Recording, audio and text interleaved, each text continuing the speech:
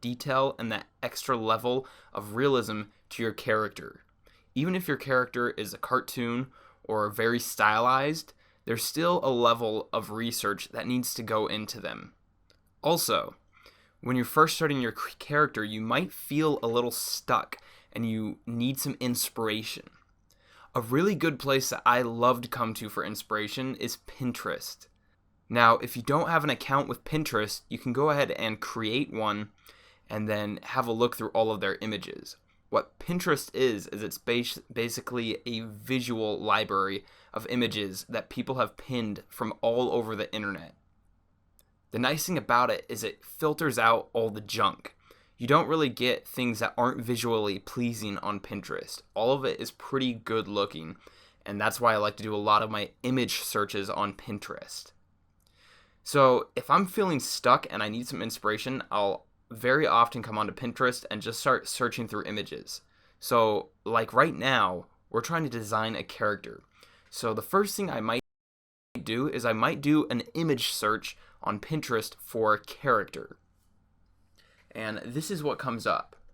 Now, these characters might not be exactly what you're going for, but it might get the wheels turning in your head and get you thinking about what you want to do. It might give you a couple little ideas that you can run with. It also might give you some ideas for style. So, say for example, you wanted your game characters to have this type of a style. You could study this and see what kind of lines are they using, what kind of corners do they have, what colors are they using. And that's a really good way to nail a style down for your character.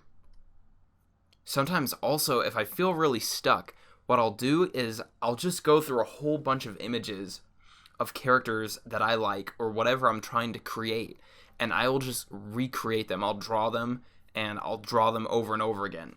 So I might draw this girl, and then I might also draw this girl. If I'm doing a girl character, I'll draw a whole bunch of girls. Now, I don't take credit for the drawings, and I never sell them. I never do anything with them. But it definitely helps my skills, and it warms me up to start drawing that type of a character. It gets my brain thinking about what kind of lines and curves and different parts to that type of a character there are to it. So I very much recommend that you do that also. Is just draw a lot of different types of characters, even if you have to copy them. Now remember, don't take credit for those drawings, but it's okay to copy them if you're practicing. So now maybe you're getting some ideas. Let's have a look at some game characters. So I did a search for game character design, and it came up with some really cool designs also. I'm really liking this style. This is a really cool style. And I think I might possibly go in this direction for our characters in this course. But if we keep scrolling down, we'll see all different types of styles. Now, when I'm doing searches for character design, I'm usually not really looking for the actual design. I'm looking for the style. I just want to find a style that I like, that I can kind of mimic and change a little bit to make it my own style. But that way, I'm not just completely starting from scratch.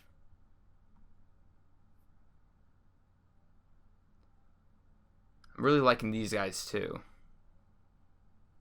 And sometimes when you're trying to research for a character or get inspiration, you want to look in other places. So instead of just doing searches for character designs, maybe we're looking for a style and we can't find it in character designs. So what I would do is I'd do a search for something else. For example, just game design by itself. And you might get ideas just by looking at, say, backgrounds for games. And you can take that idea, the lines and shapes and colors in those backgrounds, and incorporate them into your character. We'll have a look through some of these. I'm really also liking this style too. Very cool. I'm liking the clean edges and the soft colors.